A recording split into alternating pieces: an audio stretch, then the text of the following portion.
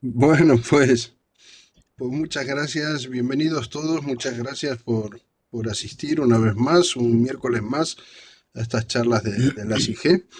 Hoy tenemos con nosotros a Tulio Ponce, nos va, nos va a hablar sobre el uso de los archivos judiciales, su estructura y contenido en la investigación genealógica. Y bueno, para que presente a Tulio Ponce hoy, vamos a darle la palabra a Andrés Villegas. Muchas gracias, Mariano. Muy bienvenidos todos y le damos una muy cordial bienvenida a Tulio, a esta que será, estoy seguro, su casa por, por mucho tiempo. Además, nos es grato porque estamos un grupo de personas que tuvimos la oportunidad de compartir con él eh, ratos muy amables, muy agradables. Y bueno, sin más preámbulos, procedo a presentarlo. Tulio es licenciado en Historia por la Universidad del Valle, acá en Colombia, y es magíster en Archivística de la Universidad Nacional de Colombia. Es docente en las asignaturas de Pedagogía, Paleografía, me consta, Archivística, Ciencias Sociales, bueno, Historia, Geografía, Constitución Política, Ética, Filosofía, Ciencias Económicas y Políticas, y esto lo ha hecho por más de 10 años. Adicionalmente, durante también más de 12 años, lleva una gran experiencia en la elaboración, en el levantamiento y en el mantenimiento de tablas de valoración y retención documental, bases de datos archivísticas y digitalización de documentos. Entonces, como podrán darse cuenta, es una persona de la que tenemos mucho que aprender, alguien a quien estoy segurísimo vamos a poder disfrutar mucho y a quien doy la palabra para no quitarle más de su maravilloso y muy importante tiempo. Tulio, somos tu auditorio y muchas gracias y bienvenido. Muchas gracias Andrés. Bueno, un gusto estar compartiendo aquí con ustedes. Le agradezco a Andrés, a Adriana, eh, a, a ustedes que me han invitado el día de hoy para compartir con ustedes. Voy a compartirles la presentación. Allí dentro de la presentación hay un pedacito del extracto profesional mío, pero pues Andrés lo ha comentado. ¿Ven la presentación? Sí, señor. Sí, Listo. sí, sí, sí. El uso de los archivos judiciales, estructura contenido en la investigación genealógica. Es un poquito, aunque ya hicieron ayer la presentación, pero y de pronto hacía falta una cosita allí, y es la parte de la digitalización de archivos con Family Search. Ya este año cumplimos 14 años haciendo el proceso de digitalización y ha sido muchísimas las experiencias que se han tenido en cuanto a archivos eclesiásticos, notariales, archivos jurídicos. Entonces, pues esto le permite a uno tener una visión mucho más amplia de lo que es la documentación, de lo que se puede encontrar allí y también de las carencias, muchas de las carencias o dificultades, más bien dificultades o desafíos en los que se encuentran las personas, los investigadores al acceder a la información, debido a que en muchos casos los índices, las tablas de valoración, las tablas de descripción generalmente no encuentra uno. ¿Sí? Son, digamos, pocos archivos que tienen sus acervos documentales pues bien descritos, porque pues dentro del, como el vocabulario archivístico le llamamos así, la descripción de la documentación. Entonces a veces se encuentra uno con índices con poca información y a veces es mucho más difícil. Entonces la idea de presentar este pequeño bosquejo, porque es pequeño en comparación con la gran cantidad de información que uno puede encontrar en los archivos judiciales, pero pues la idea es hacer un acercamiento a ellos. Yo estoy convencido de que ustedes han investigado, pero de pronto aquí hay cositas que sé que nos van a hacer.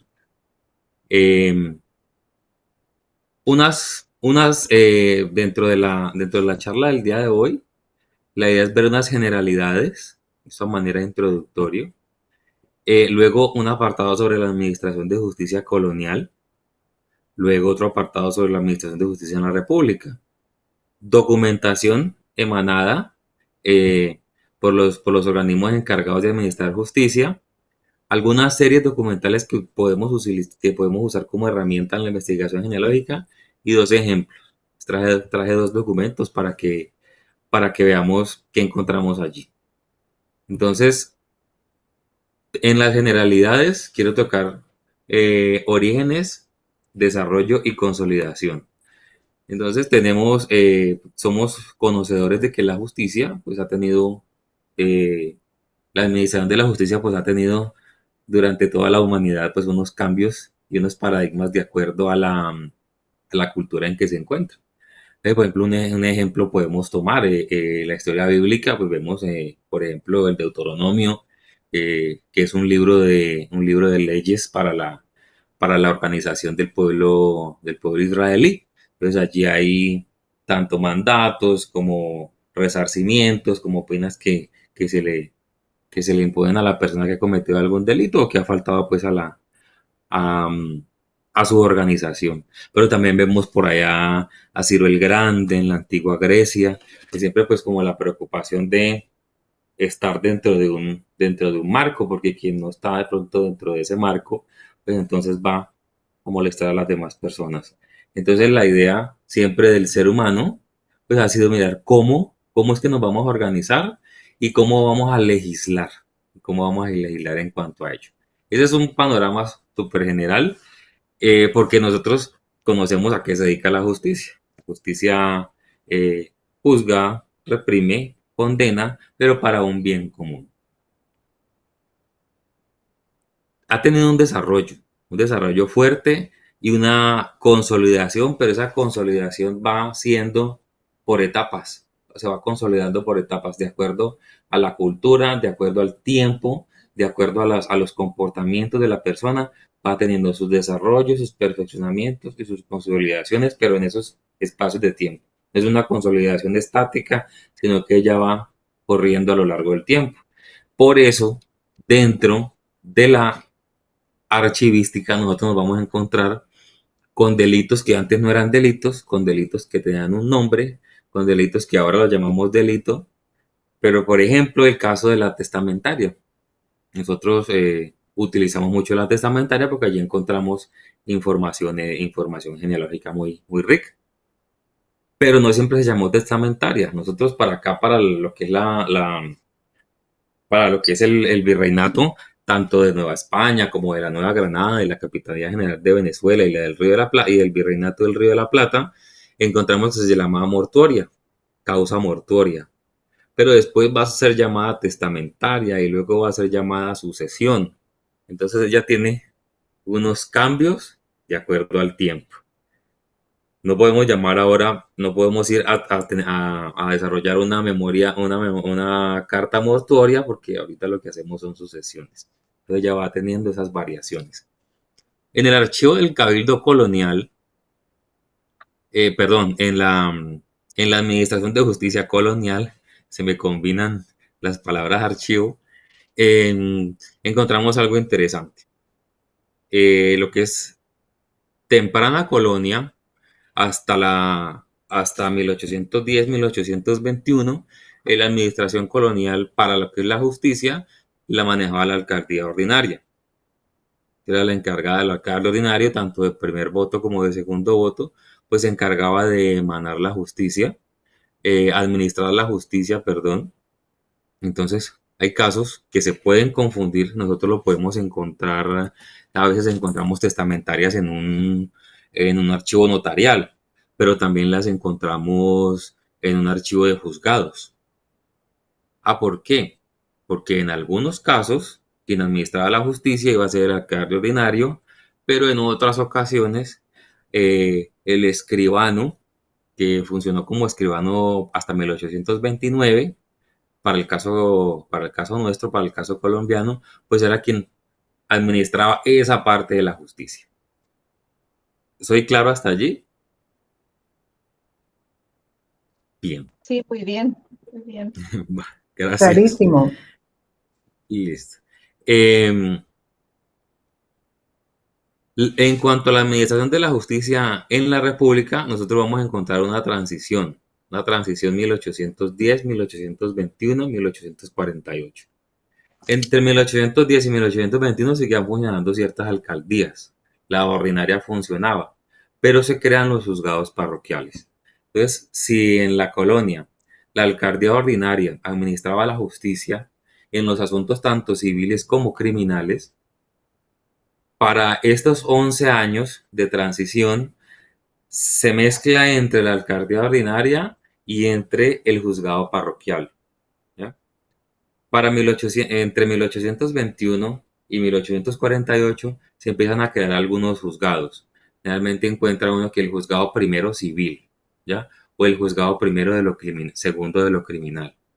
Pero para 1848, con la recopilación de leyes de la Nueva Granada, se crean tribunales, ¿ya? Tribunales superiores de justicia, los cuales estaban compuestos por juzgados, primero, segundo, tercero, juzgados de tierras, que esos juzgados de tierras son muy importantes, y ahora más adelantico los vamos a ver, y podía decir, la orden podía decir, créese un juzgado primero para lo civil, un juzgado segundo para lo criminal, o un juzgado primero para ambas actuaciones. Pero cuando se va organizando mucho más después de 1848, nosotros vamos a encontrar la documentación que nos considera a nosotros en la primera instancia, que generalmente son los juzgados primeros y segundos, y hay algo que se llama la sala de magistrados. La sala de magistrados funciona en un tribunal que recoge una jurisdicción grande, pero allí llegan casos que son ya las segundas instancias y los casos criminales y lo que se llama las causas de responsabilidades. Las causas de responsabilidades son los juicios a los funcionarios públicos. Pero en esas segundas instancias encontramos muchos derechos de posesiones. Cuando ustedes vean que hay una serie documental que se llama Derechos de Posesiones, por allí alguien está pidiendo, valga la redundancia, poseer, sea un derecho de tierra, sea un derecho en una casa, pero va a tener que probar que es hijo, que es nieto, que es bisnieto de, de la persona a la que está, de la cual va a pedir pues, ese derecho. Y encontramos, como le dije ahora un ratico, lo que son generalmente juzgados 1, 2, 3, tierras, civiles y criminales. Pero es un proceso que se va dando. En los juzgados parroquiales se encuentran esos litigios de tierras para 1810 y el 21. Lo encuentran en una ordinaria o lo encuentran en un juzgado parroquial. Esos litigios de tierras. Pero también para el 48 vamos a ver algo mucho más especializado, que son, por ejemplo, hay divorcios. Para estos casos hay divorcios simples, divorcios en lo civil. En los juzgados, eh, no en los tribunales, pero sí en los juzgados primeros y segundos, que son de primera instancia, encontramos licencias judiciales. Las licencias judiciales generalmente son para vender un bien. Ellos hablan vender y enajenar. Generalmente es o de un hijo menor, de un menor que tiene un curador y pide una licencia para vender. Y allí hay información judicial. También encontramos licencias judiciales para vender terrenos o vender propiedades de interdictos. Los interdictos siempre tienen un curador y en la reseña, en la información del interdicto y del curador, va a haber información de carácter genealógico. Dentro de lo que nosotros encontramos en lo jurídico, hay algo que quisiera comentar. Y es que cuando vamos a un repositorio, sea o un archivo en físico o un repositorio digital, nosotros encontramos la palabra judicial. Fondo judicial, todo lo que tiene que ver con leyes jurídicas. Pero no todo es judicial. Los fondos generalmente no son judiciales, sino que los fondos generalmente deben de tener el nombre de la entidad. Por ejemplo, para el caso nuestro acá donde yo estoy en el Valle del Cauca, centro del Valle del Cauca, nosotros tenemos un tribunal, Tribunal Superior de Justicia de Buga, y ese tribunal tiene una jurisdicción. Si la documentación cuando pasa a un archivo histórico lo denominamos judicial y busque como quiera, no vamos a tener un orden. Pero si decimos que ese fondo, la entidad productora es el juzgado y es el Tribunal Superior, y dentro del Tribunal Superior hay unas secciones que son los juzgados inferiores y van a tener un número primero y segundo y tercero, y una sala de magistrados, que es una sección también donde van otras instancias y otros casos en particular, nosotros vamos a buscar más fácil, que cuando todo está dentro de un archivo judicial. O como cuando encontramos en un repositorio Fondo Colonia, Fondo República, Fondo Independencia. Estos nombres no se le deben de dar a un fondo, pero eso también dentro de la archivística es un proceso. Hace 20 años, 30, 40 años, le llamaba así. Ya en aras de una mejor organización, decimos un fondo es la gran entidad que los produjo. Porque si vamos a un fondo colonia, la colonia tiene 300 años, ¿cómo vamos a encontrar algo allí? Pero si decimos Fondo Cabildo, Justicia y Regimiento de Buga, Fondo Cabildo, Justicia y Regimiento de Cali, lo vamos a encontrar mucho mejor. Y si dividimos esos fondos en alcaldías ordinarias, alcaldías pedáneas, escribanía pública, vamos a encontrar la información mucho más fácil. De allí que sea tan importante los cuadros de clasificación y las tablas de valoración documental. Entonces, dentro de un archivo de lo judicial o de un juzgado, nosotros podemos encontrar muchos casos, muchas series documentales. Se encuentra mucho una que se llama deudas, pero también encontramos contratos, también encontramos peticiones, nombramientos, donaciones, aclaratorias, amparos de pobreza. Esto por mencionar solo algunas. Pero de donde podemos nosotros encontrar informaciones en las testamentarias, lo conocemos. Hay una serie que se llama Matrimonios, usted lo encuentra como matrimonios en el encabezado.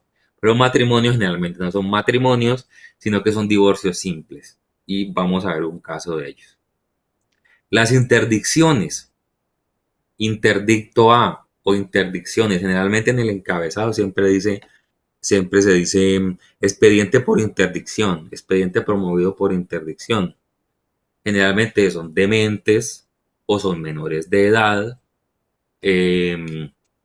o con alguna condición física de discapacidad que la llamamos ahora, pero para ese caso no, para ese tiempo no hablaban de discapacidad mental, sino que una palabrita que nosotros casi no usamos, pero es idiotez.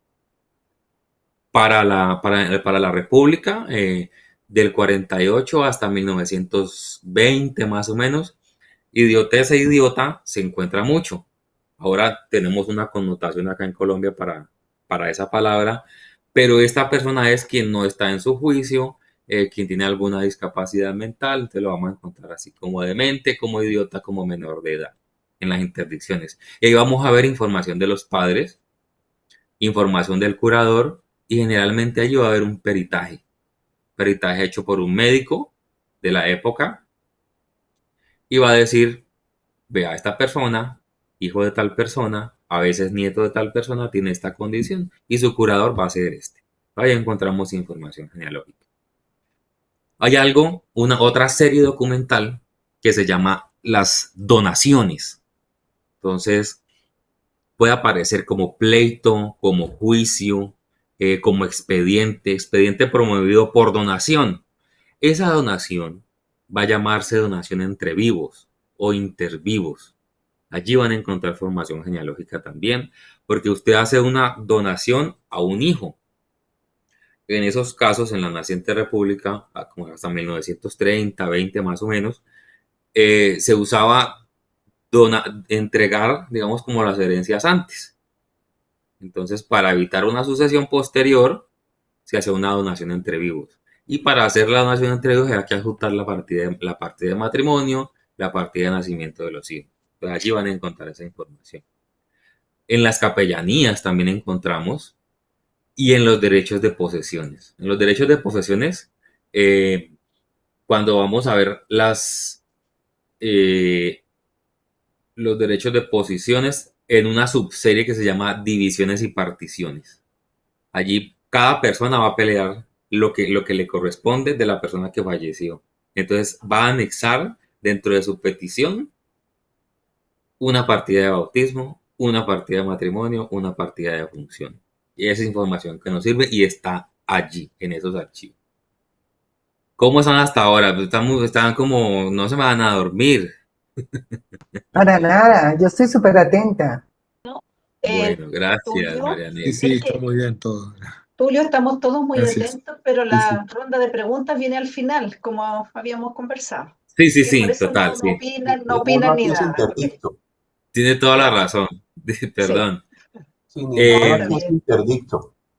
Vamos a, perdón.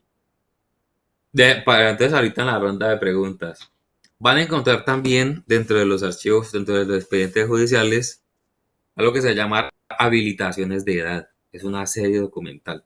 Estos grupos que les digo yo, como derechos de posesiones, como curadurías, como peticiones, como matrimonios, como donaciones, interdicciones, les llamamos series documentales. Y esas series documentales son el grupo homogéneo, es decir, varios expedientes de lo mismo, pero con diferentes actores. ¿Ya?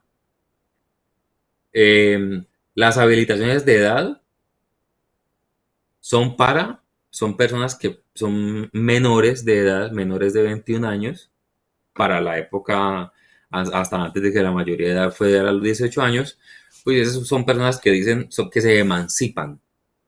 Es decir, venga, yo tengo 15 años, yo tengo 18, no tengo los 21 todavía, pero yo tengo esta herencia y yo necesito que me habiliten de edad. Yo no vivo con mis papás, yo necesito esa habilitación de edad para yo poder vender, comprar, enajenar.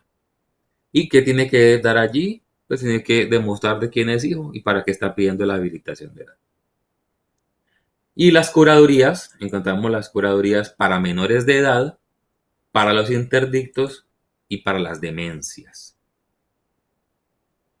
Aquí en el recuadro yo tengo las licencias judiciales, las sociedades, las capellanías, las licencias judiciales para subastas de derechos. Los derechos son las porciones que le tocan a cada persona dentro de un juicio sucesorio, dentro de una causa mortuoria.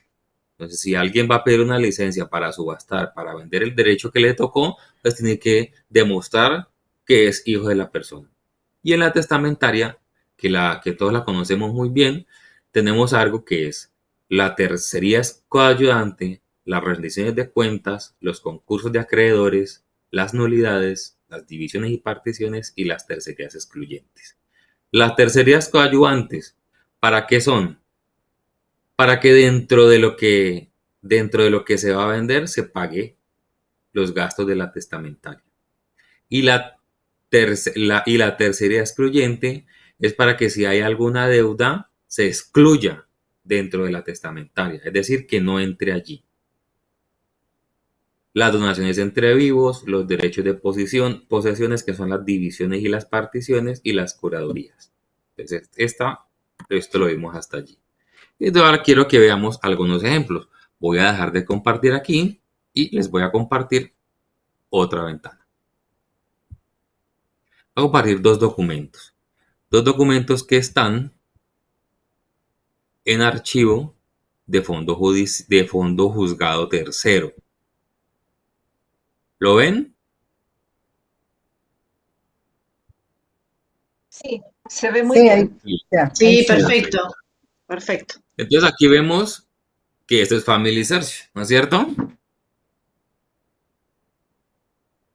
Y miren cómo siempre hay una organización. Yo diría que más bien nosotros, las personas que están dentro de un archivo, que están cerca de la documentación, nosotros más bien como que desordenamos. Por ejemplo, este es un documento de 1923, 1921. Y resulta que si ustedes pueden ver aquí esta manito. Y esta manito dice aquí que es el 8. Pero resulta que si uno se pone a mirar esta manito y este 8, significa que este 8 son una serie que llama matrimonios. Y dentro de los matrimonios van a hacer un divorcio. Y estamos hablando de 1921. Todo ahora lo que nosotros hacemos es asignarle y decir, vea, matrimonio es una serie y dentro de la serie de los matrimonios están los divorcios.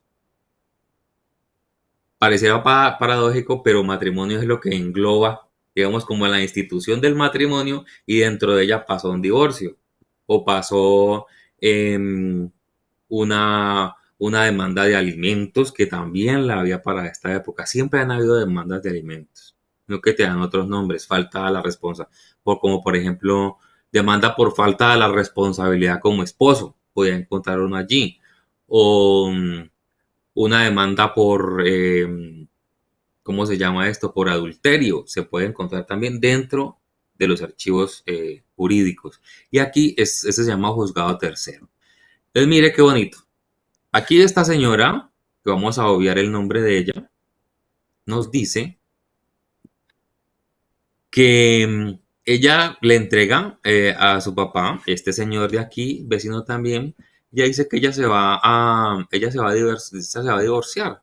Dice que le da al papá, dice, aquí dice, para que instaure y siga ante usted un juicio, siempre un expediente jurídico va a ser encabezado por una petición. ¿Qué es lo que se quiere y ante quién va dirigida? Entonces, señor juez primero, que es algo de primera instancia, si se va a resolver en segunda instancia, si no, ese expediente pasa a la sala de magistrado. Pero en este caso se resolvió aquí en primera instancia.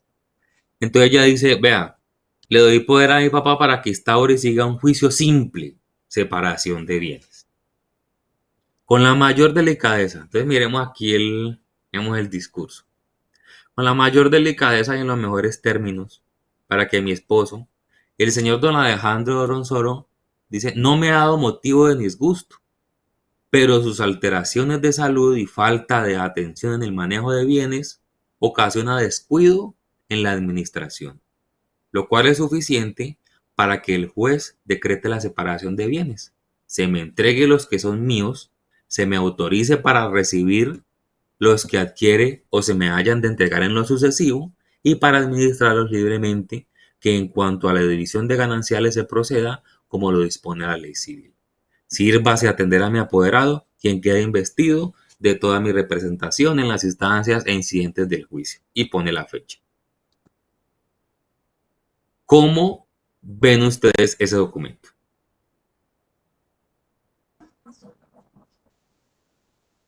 Pues muy delicada ella, porque eso no ha debido ser así. Pero elevó la petición, ¿ya? Con un idioma muy, con un léxico, pues su apoderado muy profundo, muy decente, pero dice, ya me quiero separar. Ahora, ¿qué vemos allí? Venga, yo me devuelvo aquí. Que en el siguiente folio, ella va a probar que es esposa de él. La señora es de una ciudad, pero resulta que ellos se casaron en otra parte y se casaron en Cali. Perdón, se casan en la iglesia de San Pedro en Buga, la diócesis de Cali. Y entonces, ¿qué anexo ella ahí? Pues su partida de matrimonio. Aquí dice que están casados, cuando se casaron, ¿ya? Entonces aquí es una información que nos puede servir a nosotros en la información genealógica. Porque acá nos dice,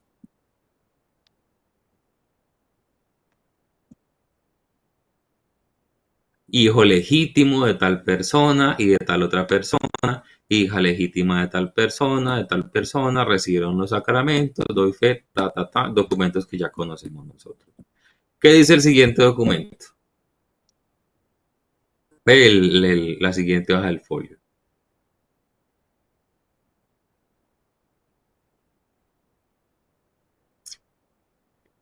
Entonces aquí sigue pues el resto de la petición del juicio. Por ahora no sirve esa partida, pero es importante.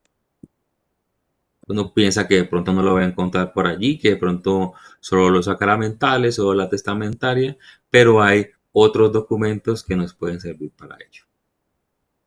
Allí solamente encontramos ese. Ahora les voy a mostrar otro.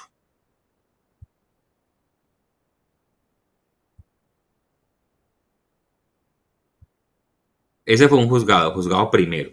Está muy explícito, matrimonios, separación de bienes. Ahora vamos a ver uno de un juzgado que se llama tierras. A mí me gusta mucho ese juzgado de tierras porque para 1930, una en cuanto a cuando se van a organizar ejidos, cuando hay distribuciones de las ciudades, cuando van a ampliar, entonces hay este tipo de cosas. Se crean los juzgados de tierras entre 1920 y 1930 para la mayor parte tanto del país como en Sudamérica. Vamos a encontrar juzgados de tierras también en otras partes. Entonces dice, bueno, estos terrenos de tal parte fueron terrenos de conquistadores. Entonces, usted es descendiente de conquistador. Pues que sí, entonces pruébelo. Y y la persona por ir por su tierra, pues entonces va a probar que es descendiente de conquistadores. Entonces voy a enseñárselo.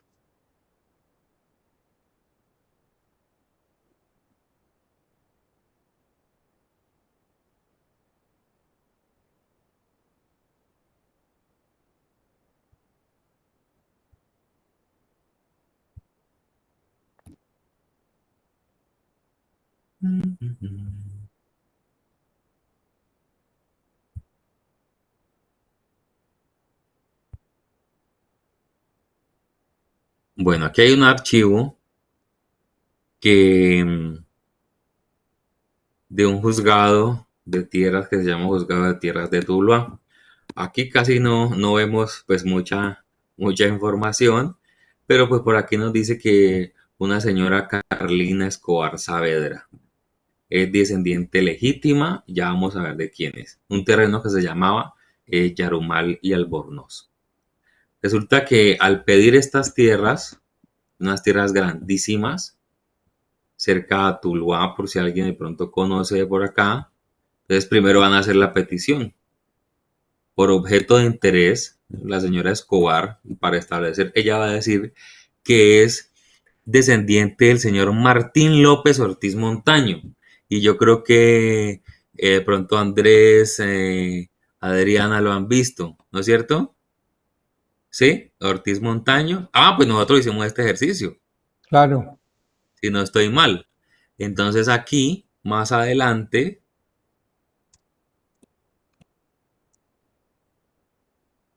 van a encontrar ustedes que para ella decir que es descendiente de esta persona, pues entonces va a decir, vea, hay unos autos en esta cuenta que dice, tal persona, Diego Martínez de Morales, dice, es hijo de, aquí.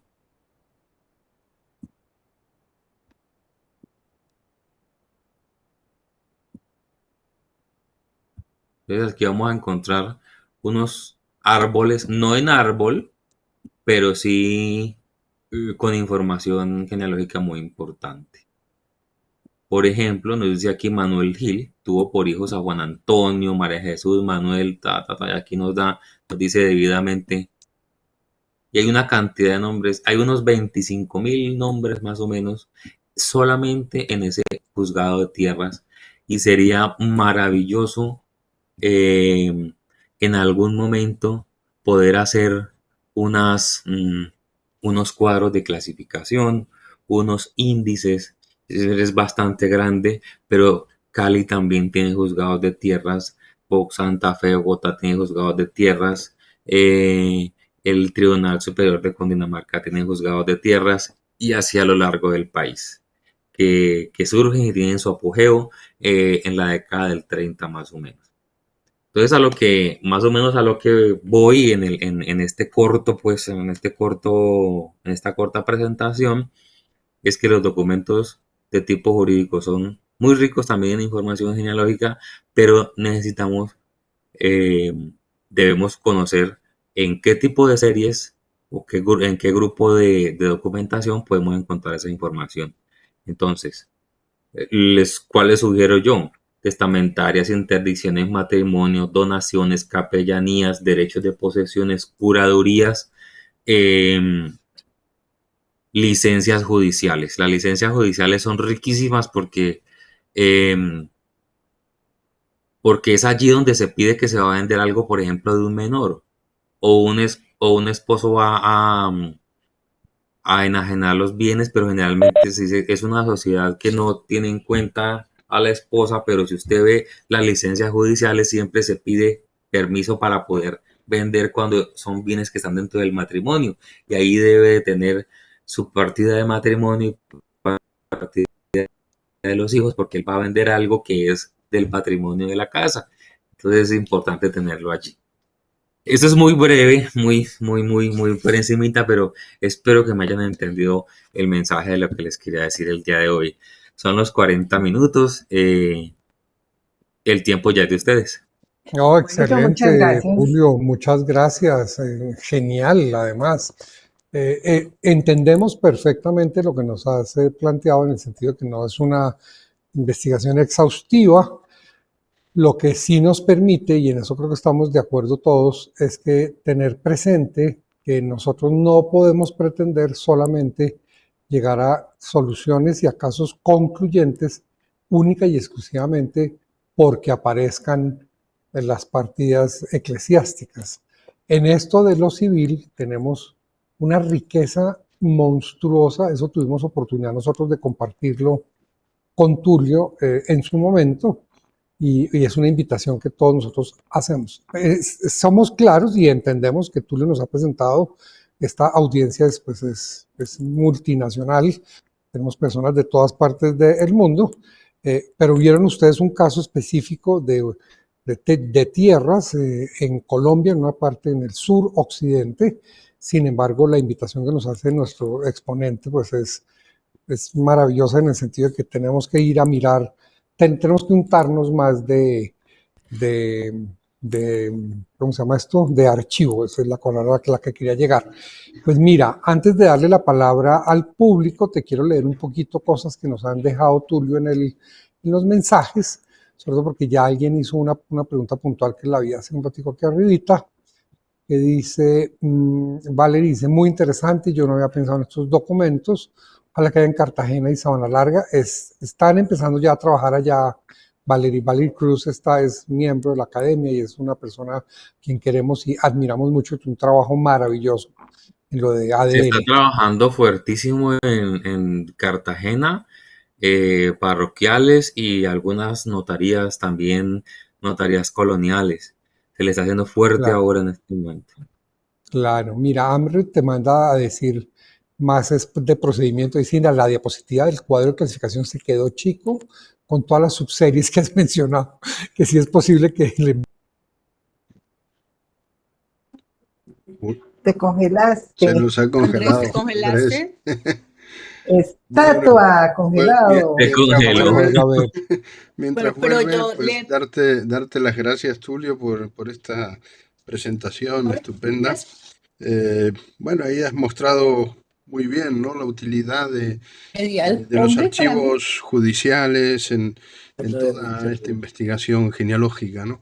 Y lo cierto es que hay muchísima información que podemos Mucho. utilizar en muy diferentes tipos de documento, ¿no? Dentro de lo que es el orden judicial o el orden jurídico, ¿no?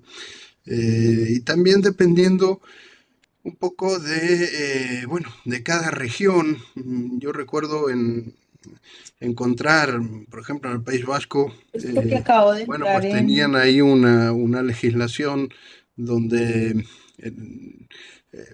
en una compraventa siempre, de un inmueble me refiero, de una casa, siempre tenía preferencia el que era tronquero, es decir, el que enlazaba en linaje con, pues con el anterior dueño, con el linaje al que pertenecía la casa, ¿no?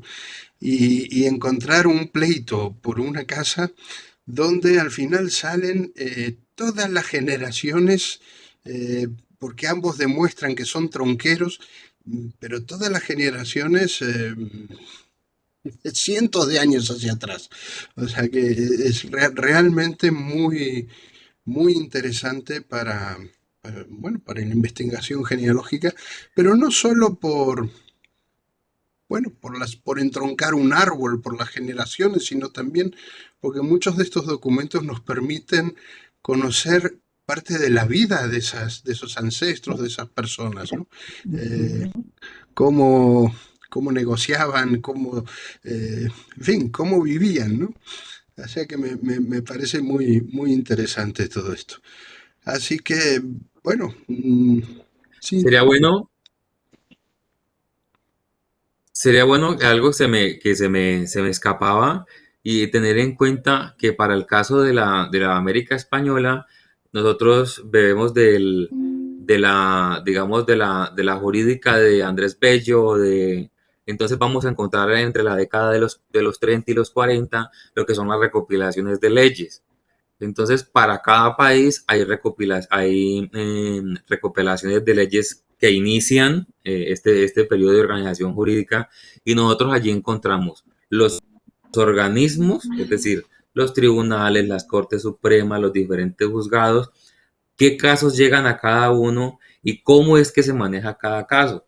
Entonces nosotros allí podemos ver los nombres de las series documentales, como le llamamos ahora, y a dónde se dirigía la información.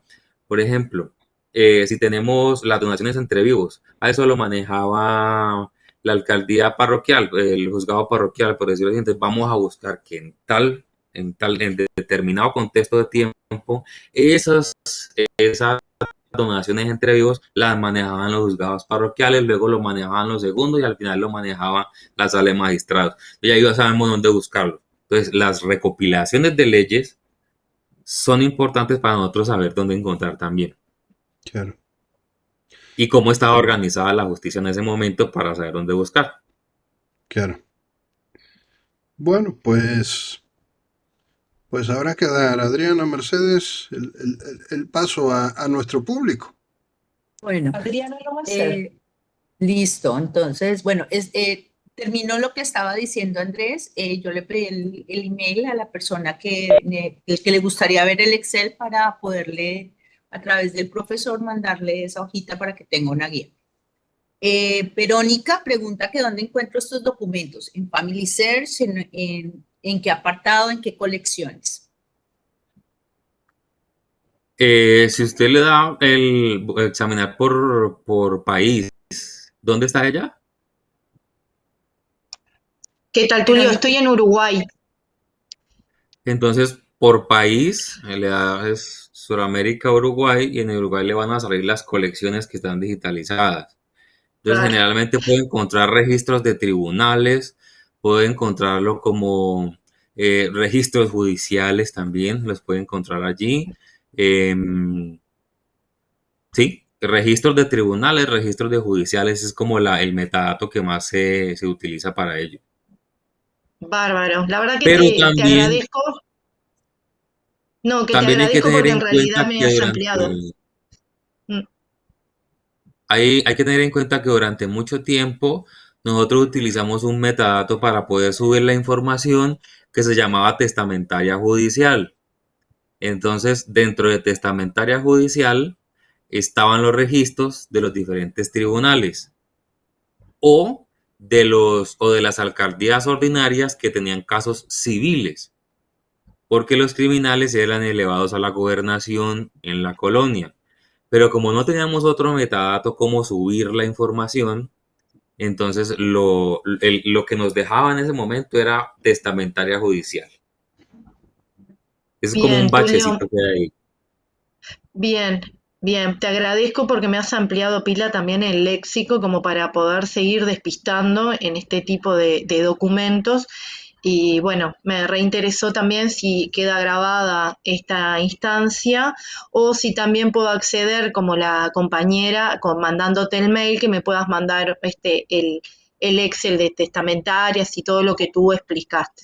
Así que Yo muchas les voy a gracias. enviar, le voy a compartir a Mercedes o a quien me diga eh, un cuadro de clasificación de un juzgado completo, que De no acuerdo. solamente está lo que vimos ahorita, sino lo que se puede encontrar dentro de un juzgado. Bien, gracias. Gracias. Muchas gracias. Gracias. Amir pregunta que si en Chile existieron juzgados parroquiales, o sea, como Eso es lo más posible, porque como la independencia de Chile se consolida por el 1826, entonces es muy paralela a la nuestra. Y el modelo de normas o el modelo jurídico es de Andrés Bello. Entonces es muy posible que Chile haya tenido la transición del parroquial al juzgado.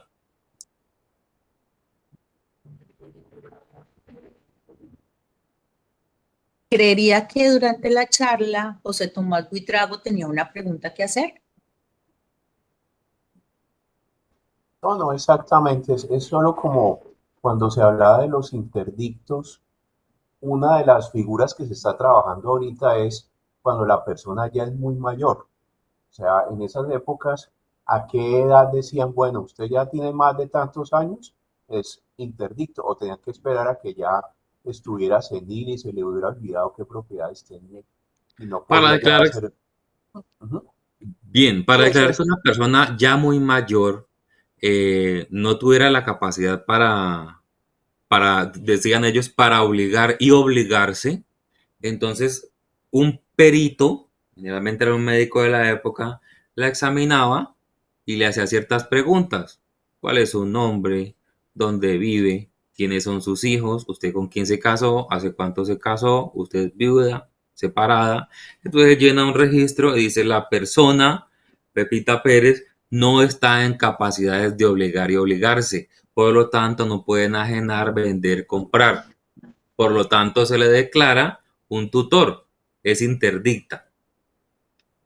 Pero eso lo dictaminaba el peritaje. Ah, bueno, Por listo, ejemplo, gracias. hay otros casos. Locura.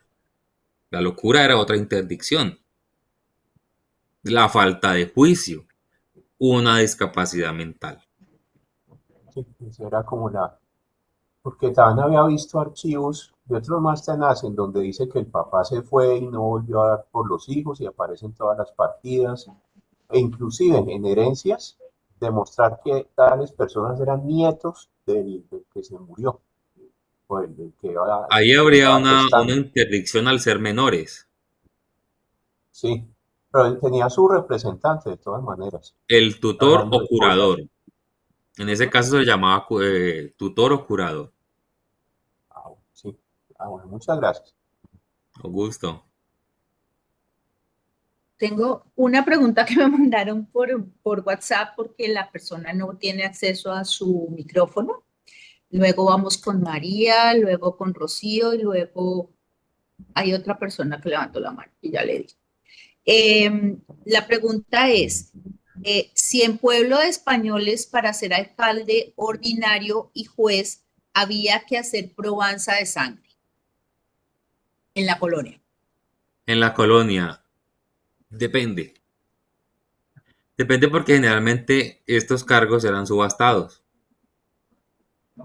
Entonces usted entraba en la subasta y si usted tenía con qué pagar, pues compraba su cargo, independientemente de que tuviera limpieza de sangre o no.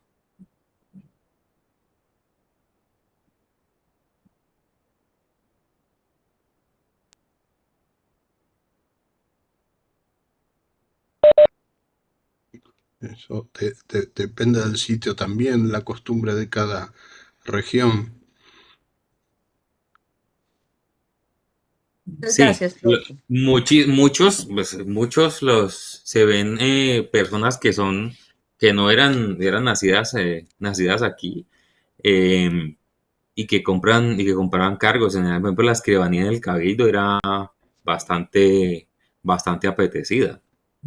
El alférez real, pues sí era algo como un poco más distintivo, por decirlo así, y pedían un poco más la ascendencia pues española, o que fuera español. Pero generalmente los cargos del cabildo son cargos comprados, para Ujú. este caso que yo conozco. Continuamos. En otras latitudes puede ser distinto. Bueno, continuamos con la pregunta de María, luego sigue Rocío y luego sigue María del Carmen Godoy. Gracias, Adriana. Tulio, excelente charla. Me queda uno con muchísima, como siempre, con más inquietudes.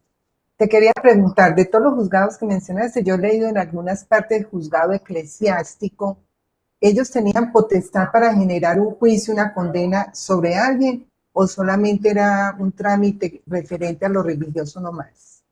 De lo que tiene que ver con lo religioso, buenas costumbres dentro de lo religioso.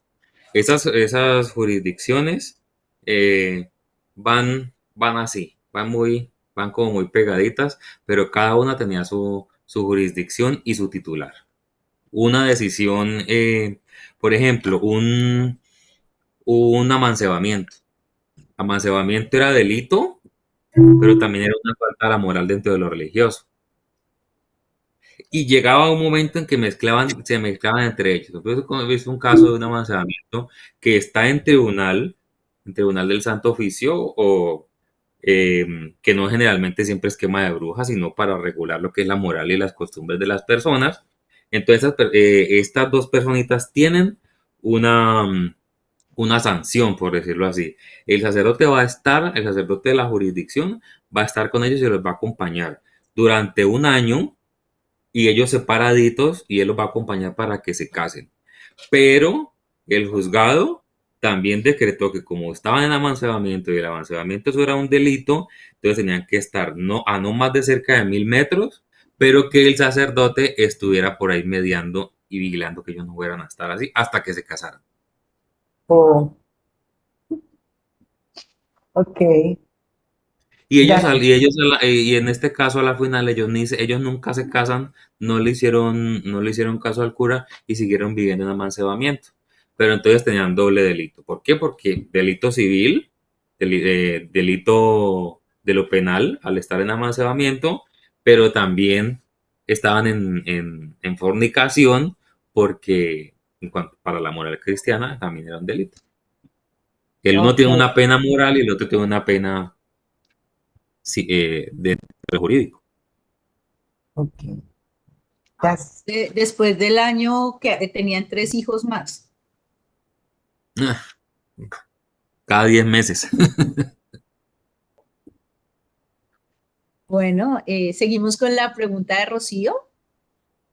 Gracias, Adriana. Tulio, mil gracias por tu exposición tan ilustrativa.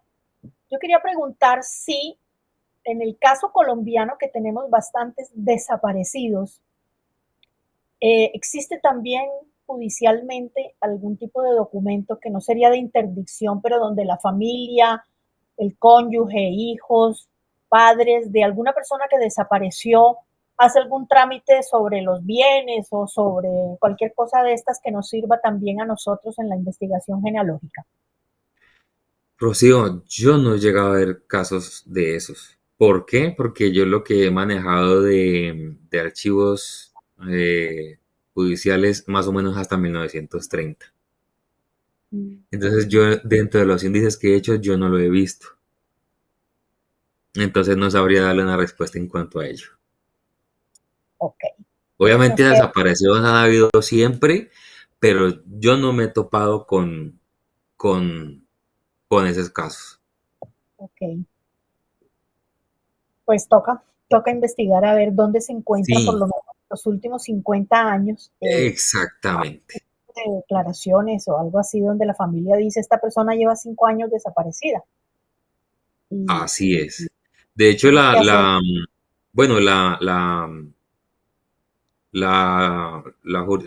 ¿cómo se llama esto? La legislación en cuanto a desaparecidos habla de 20 años, si no estoy mal, para declarar a una persona que ya cesan sus representaciones legales, ¿no? Eso es lo que tengo entendido, pero yo no he visto en los archivos que he Ok, manejado ese caso.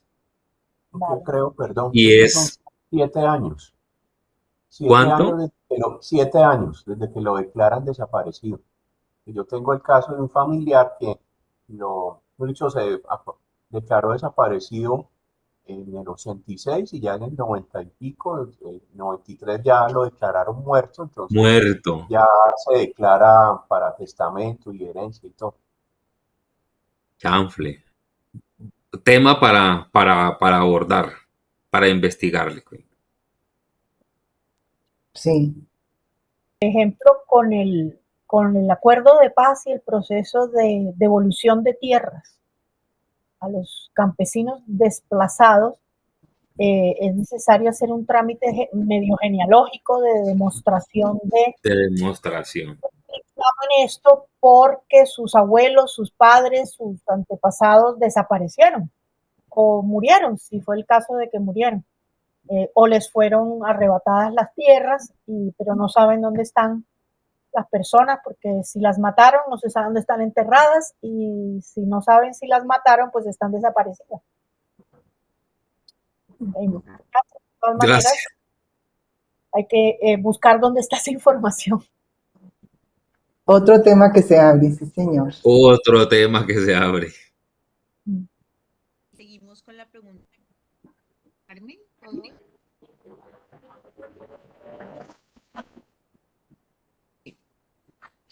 María del Carmen, tienes la palabra. Hola a todos. ¿Me oye? ¿Me oís? Sí, Sí. Buenas noches a todos y muchas gracias, Tulio, por la charla, por la información que, aunque he entrado un poco tarde, pero me ha gustado mucho. Tengo una pregunta. Tengo un familiar de 1850, 1860, en el censo que me he encontrado que tiene una discapacidad y no podía trabajar. ¿Cómo yo puedo saber qué tipo de discapacidad tendría esa persona?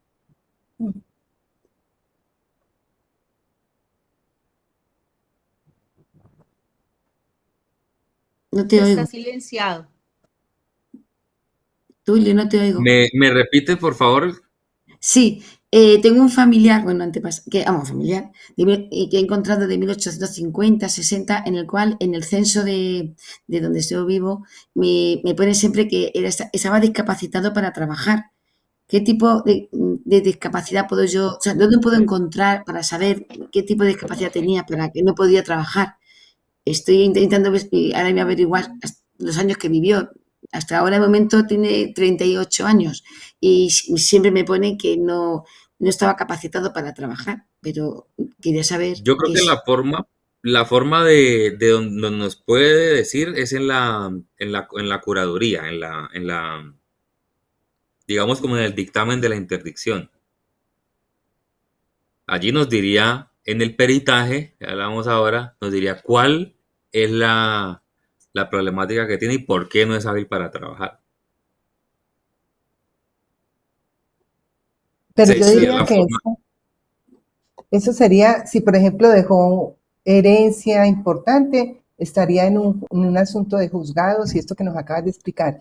Pero es que me está ocurriendo que en la época 1850 los que hacían los diagnósticos médicos eran los curas y eso aparecía en las actas de defunción. Yo por lo menos tengo varias actas de defunción donde de esa época dice murió por tal causa y en uno de ellos un séptimo abuelo dice murió con insanía mental, con insanía cerebral. Y lo entre paréntesis pone debilidad del cerebro, que para la época era locura. Ah, Entonces, no estaría, o sea, yo he encontrado en muchas, por lo menos aquí en Colombia, en partidas de defunción de la época, el sacerdote siempre ponía la causa de muerte. Que disenso, eso se usó en 1960 para decir que un disenso de un niño de 6 meses era una gastroenteritis de lo que nosotros decimos actualmente. Entonces uno va encontrando, murió de parto, era la causa más frecuente de la muerte en mujeres jóvenes. Y el sacerdote en el acta de función explicaba la causa y si es discapacidad y fue un asunto mental, para la época lo llamaban insanía o debilidad cerebral. Podría buscar por ahí. vale, pues muchísimas gracias. Va. ¿Tenemos más preguntas? Bueno, el profe se nos perdió. ¿Alguna otra pregunta? ¿Algún comentario?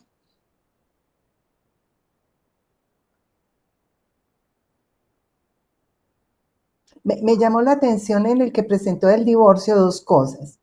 La primera es que miren que para la época, por lo menos aquí en Colombia, hasta 1945-50, el hermano, el papá o el esposo eran los encargados de todos los asuntos jurídicos de las mujeres, de la mayoría de mujeres, porque obviamente unas que no se dejan, ¿cierto?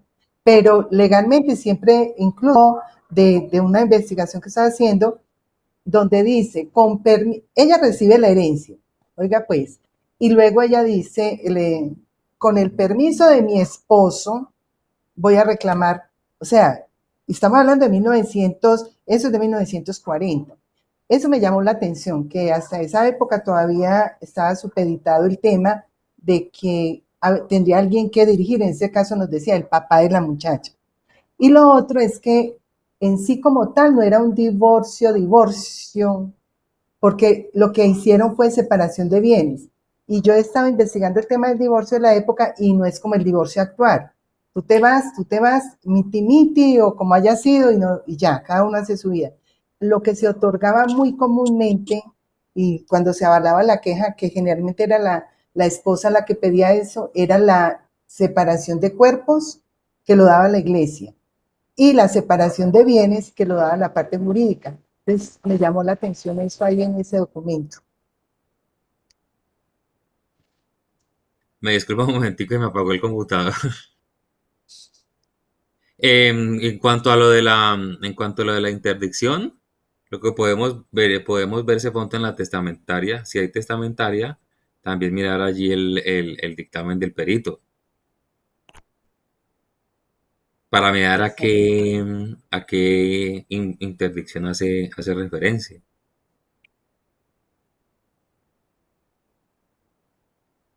¿Alguien más?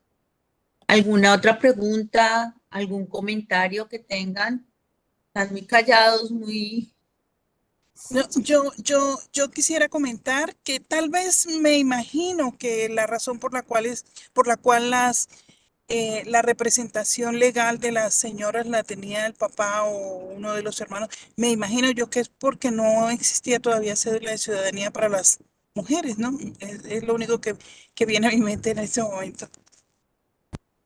Más que cédula de ciudadanía es la tradición, ¿no? Tradición española que tiene como la tutoría ahí del varón. Sin embargo, para poder hacer una venta con bienes que están dentro del matrimonio, se necesitaba tener una licencia judicial. Para el caso de 1821, es decir, y hasta la mitad del 19, finalizando el 19, se utilizaba muchísimo la licencia judicial, aún si se iba a vender algo que estaba dentro del matrimonio, que pertenecía a los dos.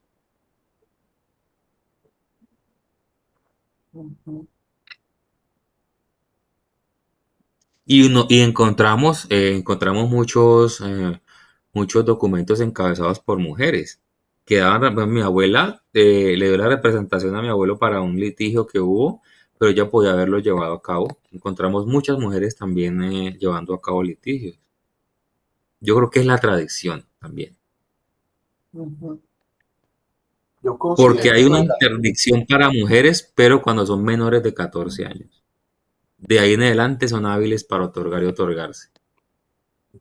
También conozco un caso en el Valle del Cauca, en donde coincidió que todas resultaron hijas del principal, del dueño de las tierras, y nadie las había instruido en los negocios de su familia.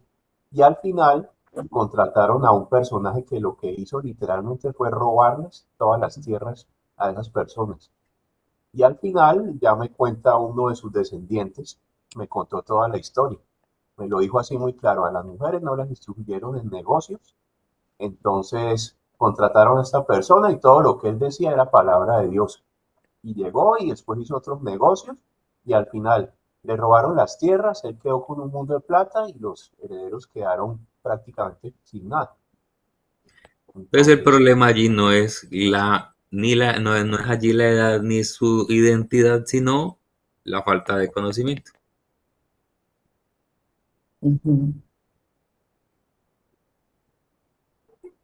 Lucía Navas ha levantado la mano. Sí, yo hago un comentario.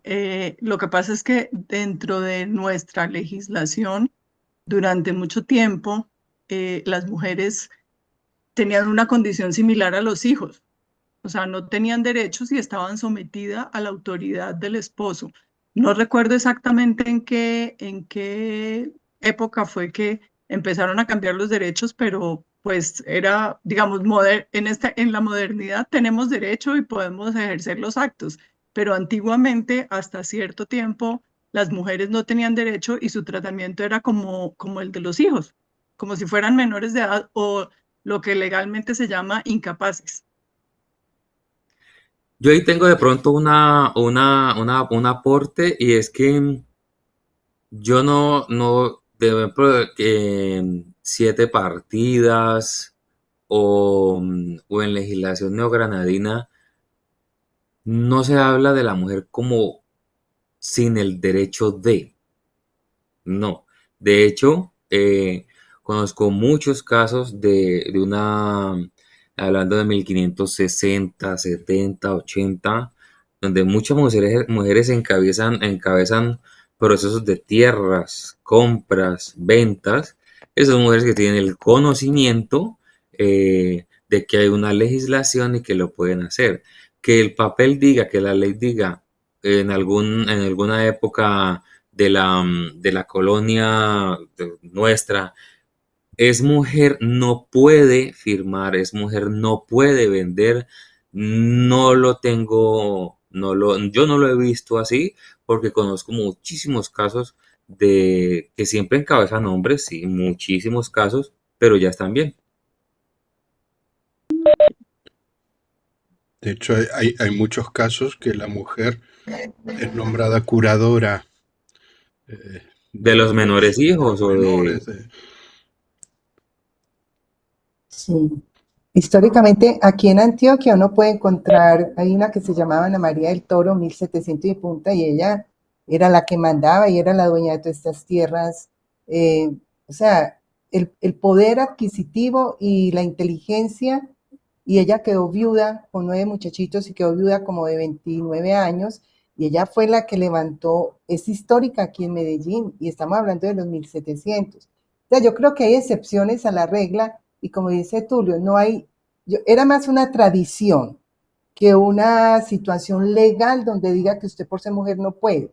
Es ¿cierto? que el discurso se vuelve cultural y hace que pierda su derecho sin necesidad de explicitarlo en una ley.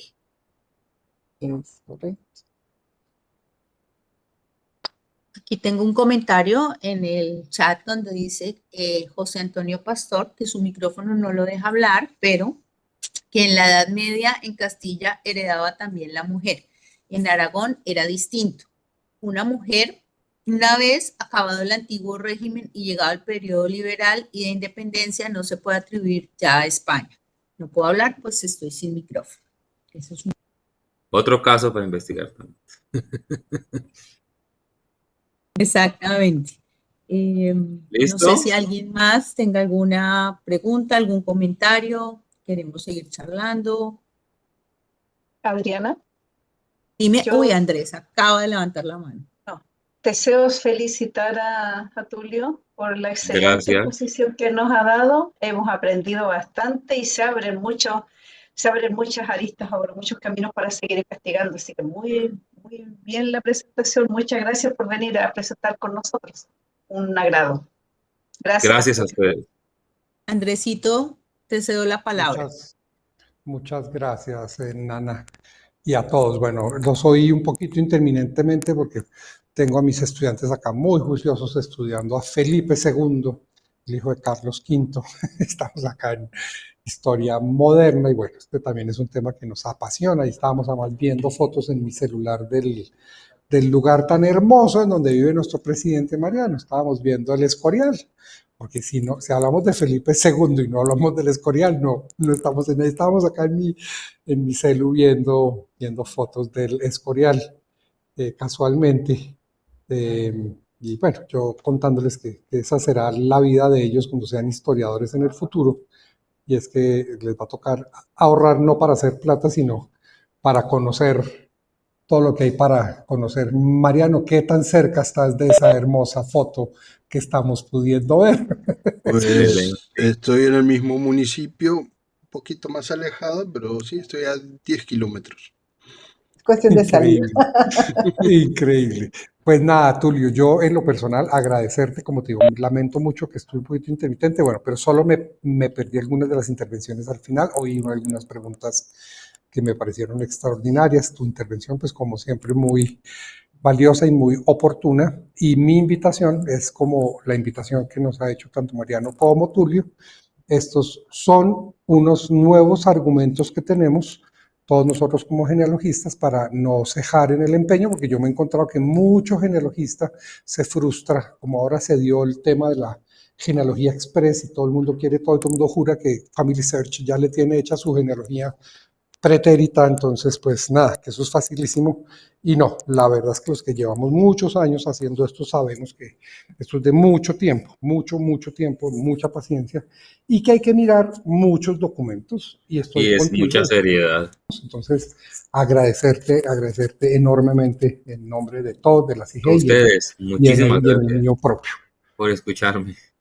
Gracias, profe. Bueno, pues a mí, vuelvo y digo, me encantan tus clases, son concretas, directas y bastante claras.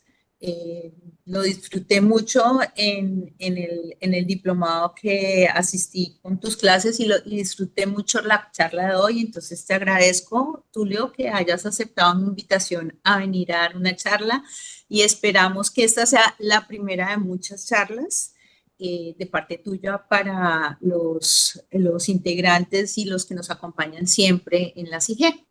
Muchas gracias. Mariano, te cedo la palabra. No, pues muchas gracias, Tulio, también. A mí me apasiona todo esta documentación jurídica legal, ¿no?